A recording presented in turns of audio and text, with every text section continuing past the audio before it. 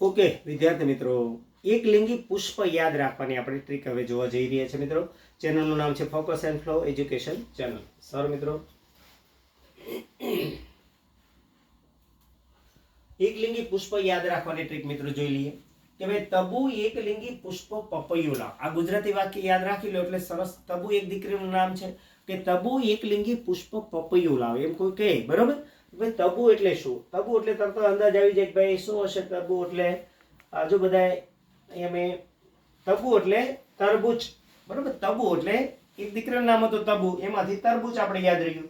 એકલિંગી એટલે કે ભાઈ જે પુષ્પમાં શું હોય, આ સ્ત્રી કેસર હોય અથવા તો પું કેસર, બેમાંથી એક જ હશે બરોબર પ્રજનન. તો એ યાદ રાખી લઈએ, સ્ત્રી કેસર અથવા તો પું કેસર, એટલે એ પણ વ્યાખ્યા એક થઈ જાય ભેગા ભેગ.